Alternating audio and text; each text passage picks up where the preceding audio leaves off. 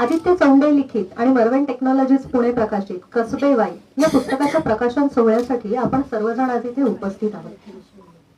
कसबे वाई. वाई म्हटलं की सर्वप्रथम डोळ्यासमोर येते ती समस्त वाईकरांचा आरामध्ये गर्दी होऊ शकते याची प्रचिती सर्वांनाच आली.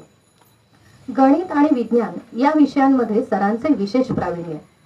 सरांनी या विषयाशी निगडीत शालेय विद्यार्थ्यांसाठी विपुल प्रमाणात लेखन केले.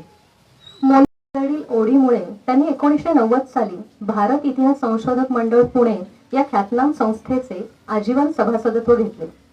1993 पासून सरांनी पुणे शहराचा इतिहासाचा विशेष अभ्यास सुरू केला.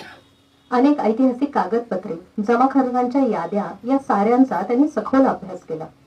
त्याचबरोबर इतिहास संशोधनासाठी अतिशय महत्त्वाच्या असलेल्या अरबी, फारसी, तामिळ, कन्नड या भाषांच्या मराठी अपभ्रंशाचा सरांनी विशेष अभ्यास केला. मराठाकालीन नगररचना आणि वास्तुकला या विषयांमध्ये संशोधन करून सरांनी 2011 मध्ये मराठा वस्तुशैली आणि मराठा कालखंडातील नगर विकास या विषयात PhD संपादन केली. आजवर अनेक व्याख्याने आणि त्यांच्या लेखनाच्या माध्यमातून सरांनी पुणे शहराचा इतिहास सर्वांसमोर मांडलाय.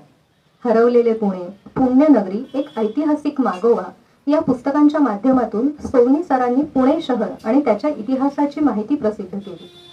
हरवलेले पुणे या पुस्तकाची नुकतीच 4थी आवृत्ती प्रकाशित करण्यात आली आहे.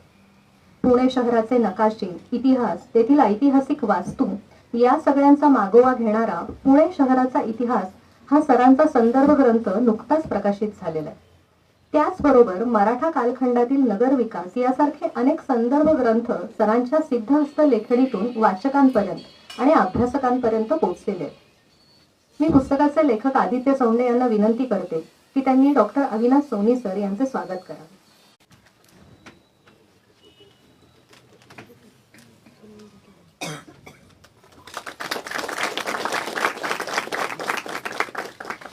म्हणजे पुस्तकाचे प्रकाशक केळकर सर 4-4.5 वर्षापूर्वी एका कार्यक्रमामध्ये सरांची माझी गाठ पडली आणि तेव्हा कसबे वाईचा, तेव्हा नाव ठरलेलं नव्हतं अर्थात, पण वाईविषयी, वाईचा इतिहास, वाईची कला, वाईचा आतापर्यंतचा सगळा इतिहास यावर लेखन करायचं असं सरांशी बोलणं झालं.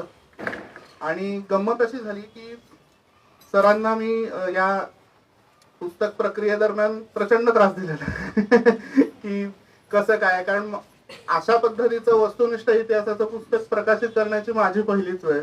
त्यातनं आधी सुरुवातीला एक आपलं टिपिकल मानसिकता असते की हा काय 200-250 पानं लिहायचे, काय लिहू आपण, पण ती 200-250 पानं लिहिणं म्हणजे काय असतं हे लिहायला घेतल्यावर कळलं. आणि त्यातनं सगळं त्या संदर्भासहित झालं पाहिजे. कुठंही ऐतिहासिक संदर्भ चुकता कामा नयेत. नाहीतर आपल्याला माहिती आहे व्हॉट्सअप युनिव्हर्सिटी खूप आहे आपल्याकडे आणि ती दिशा कुठेही मिळायला नको. या पद्धतीने ऐतिहासिक संदर्भांचा अभ्यास तर झालाच. काही त्या त्या गावाच्या कथा असतात, दंतकथा असतात. वाईमध्ये तर प्रचंड आहेत.